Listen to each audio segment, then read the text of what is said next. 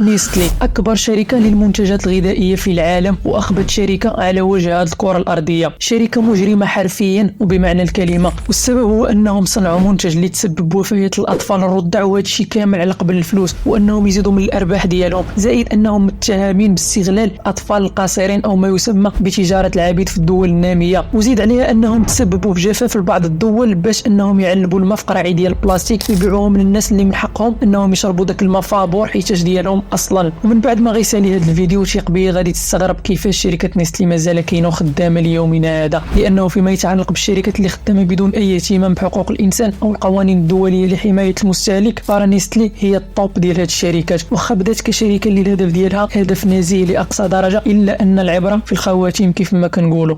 السلام عليكم ورحمة الله، مرحبا بكم في فيديو جديد. وقبل ما نبداو نتمنى انكم تخليوا واحد لايك وشي كومونتير زوين، وما تنساوش تشاركوا في القناة الا كان كيعجبكم المحتوى ديالنا. ونبداو على بركة الله. شركة نيستلي كتعتبر اكبر شركة للمنتجات الغذائية في العالم بارباح اللي كتجاوز 100 مليار دولار سنويا، كتمتلك اكثر من 2000 براند مختلفة في اكثر من 180 دولة حول العالم، كتبيع الشكلاط، القهوة، سيريلاك، الحليب، الايس كريم، وحتى من الماء حتى هو كتبيعو. وفي المغرب كتبيع اكثر من 20 برودوي مختلف، واللي اشهر وحدين فيهم هما نيدو، نيسكافي، نيسكويك، سيريلاك وكيت كات. فكيفاش تأسست شركة نيستلي وشكون هو المؤسس ديالها وعلاش كتعتبر من أسوأ الشركات اللي كاينين على وجه هذه الكرة الأرضية؟ وباش نعرفوا هذا الشيء كامل خاصنا نتعرفوا اولا على المؤسس ديال هذه الشركة، هنري نيستلي. تزاد في فرانكفورت ألمانيا سنة 1814، ومنين كان باقي صغير وهو مولوع بالكيمياء، وكان الحلم ديالو انه يولي فارماسيان، رغم ان العائلة ديالو كانت معارضة هذا الشيء الا انه ما تسوقش ليهم ومشى باش يحقق الحلم ديالو في سويسرا، وتم خدم كفارماسيان في واحد الصيدليه كمنتج للادويه. وبدا كيبتكر في بزاف ديال لي برودوي على طول الاعوام اللي كان خدام فيها، سواء لي برودوي اللي موجهه للصحه ديال الناس اي الدواء، او دي برودوي اللي موجهه للاستهلاك اليومي بحال المشروبات الكحوليه، الخل، المشروبات الغازيه، وحتى من الاسمده حتى هما. لكن حتى وحده من هاد الافكار ما صدقات ليه، وحتى فات الخمسينات من العمر ديالو عاد جاتو الفكره اللي ادخل نيستلي الشركه اللي هي عليها اليوم. في سنه 1867 غادي يبتكر البرودوي اللي غادي يحل مشكل كبير كانوا كيعانيو منه الامهات مع لي بيبي ديالهم في ذلك الوقت، واللي هو ان وحده من كل 5 ديال الامهات كتلقى مشكل في انها ترضع ولدها، سواء انه ما كيكونش عندها الحليب الكافي او ان الابن ديالها كتكون عنده حساسيه من شي مكون اللي كيكون في حليب الام. والى الام ما لقاتش شي مرة ترضع عليها الابن ديالها كان كينتهي الامر بموت الابن ديالها، وهذا المشكل كانوا كيعانيو منه بزاف ديال الامهات في القرن 19. وهنا هنري نيستلي قرر يبتكر اول حليب اطفال اللي يمكن يستعملوه هاد الامهات في حاله ما طاحوا في هذا المشكل. والحليب اللي ابتكر كان كيتكون من حليب الابقار، الطحين والسكر. وبسرعه كبيره هذا البرودوي لقى نجاح كبير في العام الاول ديالو، واضطر هنري نيستلي انه يفتتح مصنع لانتاج هذا الحليب باش يجيري الطلب ديال الكليان. اي ان الهدف الاول ديال شركه نيستلي كان هدف نبيل، واللي هو انقاذ حياه الاطفال حديثي الولاده واللي ما لقاوش اللي يرضعهم. لكن هذا الهدف غادي يتحول ل 180 درجه مع مرور الوقت، وغادي يخلي شركه نيستلي من اخبث الشركات على وجه هذه الكره الارضيه. لكن هذا الشيء غادي يبدا نهار غادي يقرر هنري نيستلي انه يبيع شركه نيستلي، لانه كان كبر في العمر وقرر انه يتقاعد في ذلك الوقت. شركه نيستلي كانت كتبيع دي برودوي اخرين من غير حليب الاطفال، وطورت من نفسها ودارت المكانه ديالها في دوله سويسرا. وفي سنه 1905 غادي تندمج شركه نيستلي مع شركه منافسه ليها واللي كان سميتها انجلو سويس، ولاو معروفين بنيستلي جروب. وبداو في عمليه توسيع النشاطات التجاريه ديالهم، بداو كيبيعوا منتوجات جداد ومتنوعه بحال الشوكولات والشوكولات ميلك ونيسكافي، اي القهوه سريعه التحضير. وخاصه في عشرينيات القرن الماضي فاش بداو كيبيعوا نيسكافي للجنود ديال الدول اللي مشاركه في الحرب العالميه الاولى، وهذا الشيء اللي مهد الطريق لشركه نيستلي باش توصل للمكانه اللي هي فيها اليوم. هنا فين كتبدا القصه الحقيقيه ديال هذه الشركه. نهار قرر هنري نيستلي يبتكر حليب الاطفال اللي كان الهدف منه انه يكون عباره على سابليمنت او حليب بديل لحليب الام في حاله ما عجزت الام على ارضاع الطفل ديالها. لكن في سبعينيات القرن الماضي وبالضبط سنه 1970 شركه نيستلي غادي يبدا يدخلها الطمع، وخاصه من بعد ما بدات كتراجع عليها نسبه المبيعات ديال حليب الاطفال بسبب المنافسه، وخاصه ان حليب الاطفال ديالها كان هو انجح برودوي عندها في ذلك الوقت. هنا قررت تطلق وحده من اخبث الحملات التسويقيه في العالم، واللي نجات واحد البروباغندا اللي العالم باقي متاثر بها ليومنا هذا، واللي هي انها بدات كتنقص من الرضاعه الطبيعيه او حليب الام، وبدات كتروج لي برودوي ديالها على انه ضروره لاي طفل رضيع سواء كانت الام ديالو قادره ترضعه او لا، لانها بدات كتلعب بالامهات وتروج ان الحليب ديالها احسن وافضل بل ضروري لصحه الاطفال. والحقيقه ان العكس هو اللي صحيح. وباش يروجوا لهذه البروباغندا مزيان بداو كيديروا اعلانات اللي فيها اشخاص لابسين بحال الاطباء والممرضات باش يتلاعبوا بعقول الامهات ويخليوهم يتيقوا ان الاطفال ديالهم فعلا في حاجه للبرودوي ديال نيستلي. وما وقفوش هنايا، بداو كيخلصوا اطباء وممرضين حقيقيين واصحاب الصيدليات باش يروجوا للحليب ديالهم ويبيعوه عندهم في الصيدليات، وهذا الشيء اللي ادى لبزاف ديال الاضرار في صحه هذوك الاطفال اللي كانوا والديهم كيعطيوهم هذا الحليب بلاصه انهم يرضعوهم طبيعيا. ووصلوا هذه الحملات الاعلاميه للعالم كامل وحتى لاسيا وافريقيا، وبسبب الاضرار ديال هذه البروباغندا على حياه الملايين ديال الاطفال حول العالم خرجت منظمه الصحه العالميه بقانون اللي كيمنع شركه نيستلي او اي شركه كتبيع حليب الاطفال بانها تقارن الحليب ديالها مع حليب الام في الحملات الاعلانيه ديالها. لكن للاسف هذا الشيء طبق غير في الدول المتقدمه اي اوروبا وامريكا، اما دول العالم الثالث بحال الدول ديال افريقيا وامريكا اللاتينيه بقات هذه البروباغندا خدامه عندهم. المشكل الاكبر هو ان البرودوي ديال نيستلي كان على شكل بودر لانه ضروري تخلط بالماء، وهذه الدول الافريقيه واللاتينيه كانت كتعاني في ذلك الوقت من نقص كبير في الماء الصالح للشرب، وهذا الشيء اللي كان كيسبب للاطفال تسممات اللي كانت كتوصلهم حتى للموت. والسبب هو ان الاطفال حديثي الولاده ما كتكونش عندهم المناعه اللي كتكون عند الانسان الكبير، واي بكتيريا او فيروس اللي ضعيف نسبيا يمكن ليه يصفيها لهم، وهذا الشيء اللي طرا تماما وخلى نسبه الوفيات ترتفع بشكل كبير. والسبب هو حليب الاطفال ديال نيستلي اللي ضروري تخلط مع هذا الماء، على الرغم من ان هذوك الامهات عندهم البديل الامثل واللي هو الحليب الطبيعي ديالهم، ولكن كان كيسحب لهم انهم ضروري من الحليب المصنع باش يحافظوا على صحه الاطفال، في حين انهم كانوا كيقتلوهم. وهذا الشيء كان بامكان الاجتناب ديالو كون غير نيستلي روجات لهذه الدول طرق الاستعمال الصحيحه، بحال انه قبل ما يستعملوا ذاك الماء خاصهم يغليوه مزيان باش يقتلوا كاع البكتيريا اللي كاينه فيه، ولكن همهم الوحيد كان هو الربح وباي طريقه. وفي سنه 1974 خرج تقرير بعنوان ذا بيبي كيلر واللي المعنى ديالها قاتل الاطفال، نشرته منظمه صحيه في لندن، وهي كتهم نيستلي وبالادله بكاع هذا الشيء اللي عاودت لك عليه، وبانها تسببت في القتل والمرض ديال الالاف ديال الاطفال حول العالم. وتم الاتهام ديال نيستلي بهذه الجرائم ديال حليب الاطفال، وبدات المقاطعه ديالهم في بزاف من الدول في العالم، وغضب كبير اللي ادى لواحده من اكبر فضائح ديال هذه الشركه. ولكن انت كتظن ان نيستلي حبسات هنايا؟ فرق غلط، هذه غير البدايه ديال سلسله كبيره من الفضائح في حق هذه الشركه.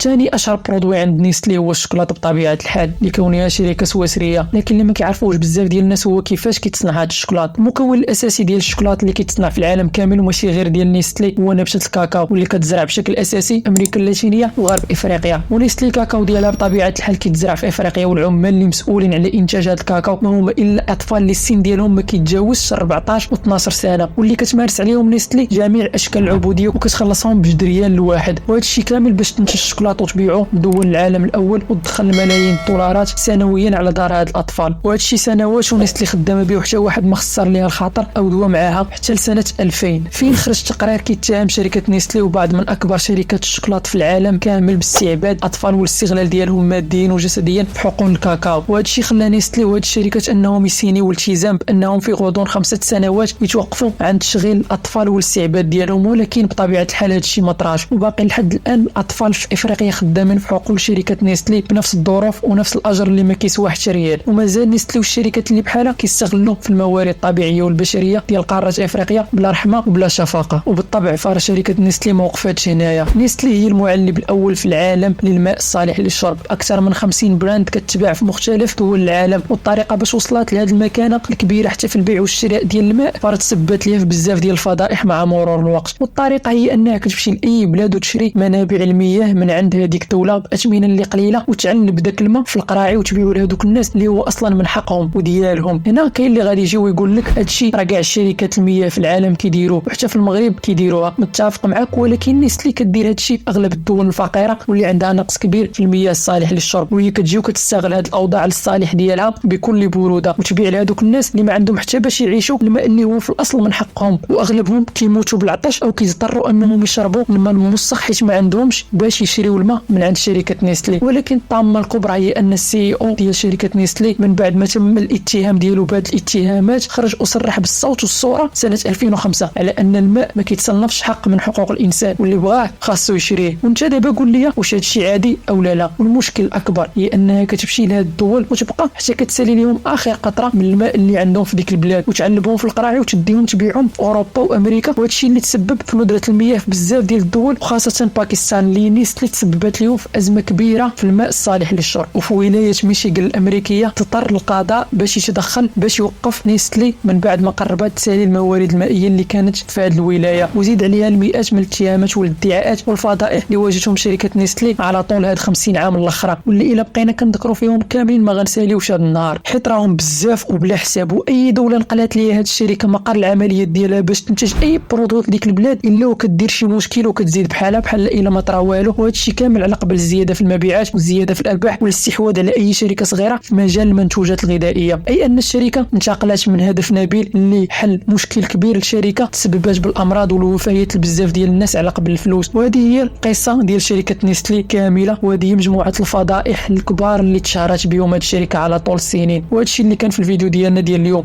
نتمنى تكونوا استفدتوا والمقاطعه مازال مستمره، وما تنساوش. والسلام عليكم ورحمه الله تعالى وبركاته.